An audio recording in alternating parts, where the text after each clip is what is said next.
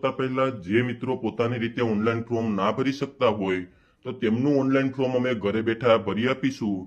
તમે સ્ક્રીન ઉપર જે વોટ્સઅપ નંબર જોઈ શકો છો તે વોટ્સઅપમાં તમારે અમને ડોક્યુમેન્ટ મોકલવાના રહેશે અને અમે ઘરે બેઠા તમારું ઓનલાઈન ફોર્મ ભરી આપીશું. એમના માટે જે કોઈ પણ ચાર્જ થશે તે તમારે અમને ઓનલાઈન ચૂકવવાનો રહેશે. તો હવે આપણે જોઈએ કે તમારે ઓનલાઈન ફોર્મ કેવી રીતે ભરવું. તો ઓનલાઈન ફોર્મ ભરવા માટે સૌપ્રથમ તો તમારે ઓજસ ગુજરાતની વેબસાઇટ ઉપર જવાનું રહેશે, જેમની લિંક વિડીયોના ડિસ્ક્રિપ્શનમાં પણ આપેલી છે.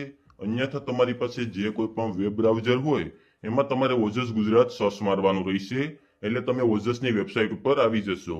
તો અહીંયા હોમ પેજ ઉપર તમને ઘણા બધા ઓપ્શન જોવા મળશે. ત્યાં તમારે ઓનલાઈન એપ્લિકેશન ઉપર ક્લિક કરવાનું છે. તો ત્યાં તમને 5 ઓપ્શન જોવા મળશે. તો અહીંયા સૌપ્રથમ તમારે એપ્લાય ઉપર ક્લિક કરવાનું રહેશે. એપ્લાય ઉપર ક્લિક કરશો એટલે અહીંયાથી એડવર્ટાઇઝમેન્ટ સિલેક્ટ કરવાનું તમને ઓપ્શન જોવા મળશે.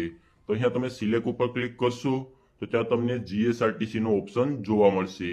તો તે તમારે અહીંયાથી સિલેક્ટ કરી લેવાનું રહેશે.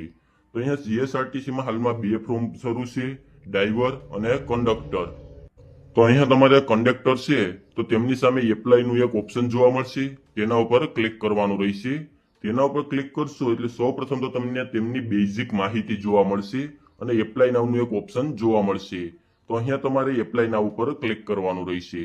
એપ્લાય નાવ ઉપર ક્લિક કર્યા બાદ અહીંયા તમારે જો તમે અગાઉ ઓજસમાં રજીસ્ટ્રેશન કરેલું હોય તો તેમના રજીસ્ટ્રેશન નંબર અને ડેટ ઓફ બર્થ નાખી અને એપ્લાય વિથ ઓટીઆર ઉપર ક્લિક કરી અને તમે ફોર્મ ભરી શકો છો.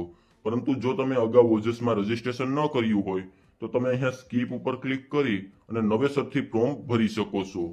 જેવું તમે સ્કીપ ઉપર ક્લિક કરશો એટલે ફોર્મ ભરવાનું મેઇન પેજ તમારી સામે ઓપન થઈ જશે. તો અહીંયા સૌપ્રથમ તો છે એ ઉમેદવારની માહિતી નાખવાની છે, જેમાં ટાઇટલમાં મિસ્ટર, મિસિસ એવી રીતે તમારે જે લાગુ પડે તે નાખી દેવાનું છે. તમારી સરનેમ, ફર્સ્ટ નેમ, ફાધર અથવા હસબન્ડનું નામ અને મધરનું નામ તમારે અહીંયા એન્ટર કરવાનું રહેશે.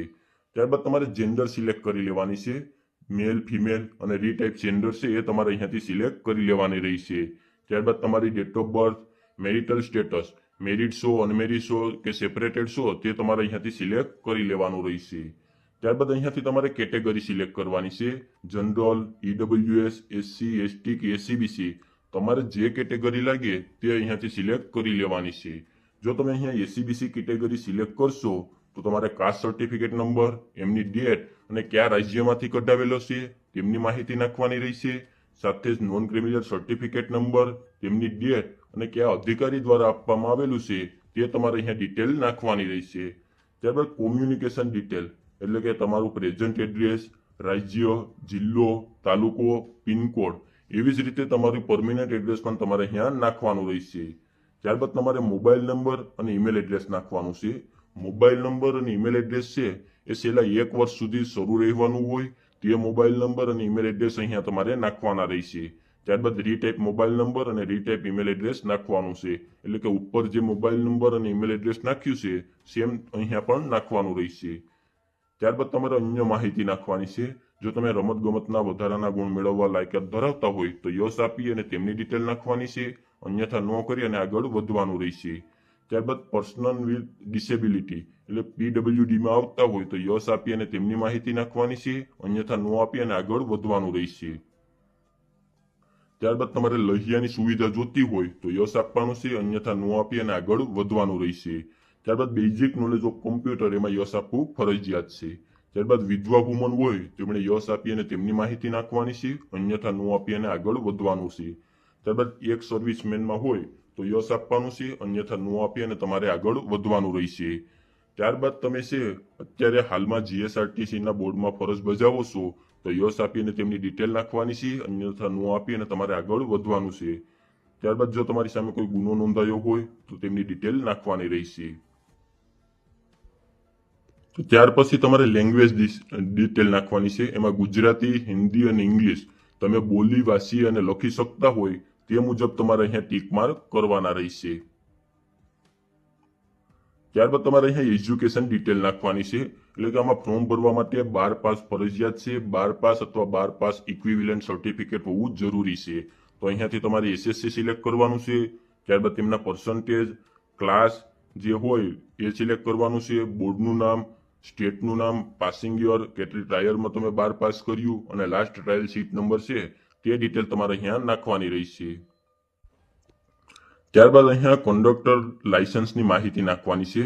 જો તમારે કંડક્ટર લાયસન્સ નીકળી ગયું હોય તો તમારે અહીંયા માહિતી નાખવાની છે. અન્યથા તમને નોટ કરીને અહીંયા લખવામાં આવેલું છે કે ઉમેદવારોએ અરજી પત્રકમાં કંડક્ટર લાયસન્સ અને બેઝની માહિતી છે એ દર્શાવવી ફરજિયાત નથી. કંડક્ટર લાયસન્સ, બેઝ અથવા ફર્સ્ટ એડ સર્ટિફિકેટ છે એ તમે જાહેરાત પૂરી એટલે કે તારીખ પૂરી ન થાય ત્યારબાદ પણ મેળવી શકો છો. પરંતુ જ્યારે ડોક્યુમેન્ટ વેરિફિકેશન થશે ત્યારે તમારે ફરજિયાત રજૂ કરવાનું રહેશે. એટલે કે અત્યારે જો તમારી પાસે કંડક્ટર લાયસન્સ, બેઝ કે ફર્સ્ટ એડ સર્ટિફિકેટ કઢવેલ ના હોય તો પણ તમે આના માટે ફોર્મ ભરી શકો છો. પરંતુ જ્યારે તમે પરીક્ષા પાસ કરો અને ડોક્યુમેન્ટ વેરિફિકેશન માટે જાઓ તો ત્યારે તમારે ફરજિયાત આ 3 વસ્તુની જરૂર પડશે. તો ત્યારબાદ તમારે અહીંયા યસ આપી અને સેવ બટન ઉપર ક્લિક કરવાનું રહેશે. તો જેવું તમે સેવ આપશો એટલે તમારી સામે છે એપ્લિકેશન નંબર આવી જશે. તેમનો તમારે સ્ક્રીનશોટ લઈ લેવાનો છે અને તે એપ્લિકેશન નંબરની મદદથી તમારે ફોટો અને સિગ્નેચર અપલોડ કરવાની છે અને તમારું ફોર્મ પણ કન્ફર્મ કરવાનું રહેશે. તો તેના માટે તમારે અહીંયા ફરીથી ઓનલાઈન એપ્લિકેશન ઉપર આવવાનું છે અને ત્યાં અપલોડ ફોટો અને સિગ્નેચરના ઓપ્શન ઉપર ક્લિક કરવાનું છે. ત્યારબાદ તમને જે એપ્લિકેશન નંબર મળ્યા હતા તે એન્ટર કરવાના છે. ડેટ ઓફ બર્થ અને કેપ્ચર કોડ આપેલો છે તે નાખી અને ઓકે ઉપર ક્લિક કરશો એટલે ફોટો અને સિગ્નેચર અપલોડ કરવાનું પેજ છે એ તમારી સામે ઓપન થઈ જશે. તો ત્યાં ફોટો અને સિગ્નેચર તમારે 15 KB ની સાઇઝમાં હોય તે જ અહીંયા અપલોડ કરવાનો રહેશે. તો જેવો ફોટો અને સિગ્નેચર અપલોડ થઈ જાય એટલે ફરીથી તમારે અહીંયા ઓનલાઈન એપ્લિકેશનમાં આવવાનું છે અને કન્ફર્મના ઓપ્શન ઉપર ક્લિક કરવાનું રહેશે. તેના ઉપર ક્લિક કર્યા બાદ તમારે અહીંયા એપ્લિકેશન નંબર જે તમને અગાઉ સેવ કર્યું હતું ત્યારે મળ્યા હતા તે, તમારી ડેટ ઓફ બર્થ અને કેપ્ચર કોડ નાખી અને ઓકે ઉપર ક્લિક કરવાનું છે. એટલે તમારી જે માહિતી તમે ફોર્મમાં નાખી હશે તે તમને જોવા મળી જશે. તે તમારે એકવાર વેરીફાઈ કરી લેવાની છે અને નીચે કન્ફર્મનું ઓપ્શન હશે તેના ઉપર તમારે ક્લિક કરવાનું રહેશે. તેના ઉપર ક્લિક કરશો એટલે તમને કન્ફર્મેશન નંબર મળી જશે 8 ડિજિટના. તો તેમનો તમારે સ્ક્રીનશોટ લઈ લેવાનો છે અને તે કન્ફર્મેશન નંબર તમારે સાચવવાના રહેશે. તે કન્ફર્મેશન નંબર લઈ અને તમારે ફી ભરવાની રહેશે અને તમારા ફોર્મની પ્રિન્ટ કાઢવાની રહેશે. તો ફી ભરવા માટે ફરીથી તમારે અહીંયા ઓનલાઈન એપ્લિકેશનમાં જવાનું રહેશે અને print application form pay fee ઉપર ક્લિક કરવાનું રહેશે. ત્યારબાદ તમારે અહીંયાથી સિલેક્ટ એડવર્ટાઇઝમેન્ટ ઉપર ક્લિક કરી અને અહીંયાથી તમારે કંડક્ટર છે એ સિલેક્ટ કરી લેવાનું રહેશે. તે સિલેક્ટ કર્યા બાદ તમને જે કન્ફર્મેશન નંબર મળ્યા તે એન્ટર કરવાના છે. ડેટ ઓફ બર્થ અને કેપ્ચર કોડ આપેલો છે તે નાખી અને ઓનલાઈન પેમેન્ટ ઓફ ફ્રી ઉપર ક્લિક કરી અને અહીંયાથી છે એ જનરલ કેટેગરી વાળાએ 300 અને કેટેગરી વાળાએ 200 રૂપિયા ફ્રી ભરવાની રહેશે. ત્યારબાદ આવી જ રીતે બધી ડિટેલ નાખી અને પ્રિન્ટ એપ્લિકેશન ફોર્મ ઉપર ક્લિક કરી અને તમારે તમારા ફોર્મની પ્રિન્ટ અહીંયાથી મેળવવાની રહેશે. તો આવી રીતે તમારે કંડક્ટરનું ફોર્મ ભરવાનું રહેશે. હાલમાં લાયસન્સ, બેઝ કે કોઈ પણ વસ્તુ ના હોય તો પણ તમે કંડક્ટરનું ફોર્મ ભરી શકો છો. હવે જે મિત્રો પોતાની રીતે ઓનલાઈન ફોર્મ ના ભરી શકતા હોય તો તેમનું ફોર્મ અમે ઘરે બેઠા ઓનલાઈન ભરી આપીશું. તમે સ્ક્રીન ઉપર જે વોટ્સએપ નંબર જોઈ શકો છો તે વોટ્સએપમાં તમારે અમને માત્ર મેસેજ કરવાનો છે. કોઈ પણ મિત્રોએ કોલ ના કરવો. એટલે તમે તમારા ડોક્યુમેન્ટ અમને વોટ્સએપમાં મોકલશો એટલે અમે ઘરે બેઠા તમારું ઓનલાઈન ફોર્મ ભરી આપીશું અને તેના માટે જે કોઈ પણ ચાર્જ થશે તે તમારે અમને ઓનલાઈન ચૂકવવાનો રહેશે. હવે આને લગતો જો બીજો કોઈ પણ પ્રશ્ન હોય તો નીચે કોમેન્ટ બોક્સમાં જણાવી દેજો, ત્યાં તેમનો જવાબ આપી દઈશું. અને આજના વિડીયોમાં આપવામાં આવેલી માહિતી સારી લાગી હોય તો વિડીયોને લાઇક કરી દેજો અને અમારી ચેનલમાં પહેલી વાર આવ્યા હોય તો ચેનલને સબસ્ક્રાઇબ કરી દેજો, જેથી જીએસઆરટીસી ભરતીને લગતી તમામ માહિતી છે એ સૌથી પહેલા તમારા સુધી પહોંચી શકે.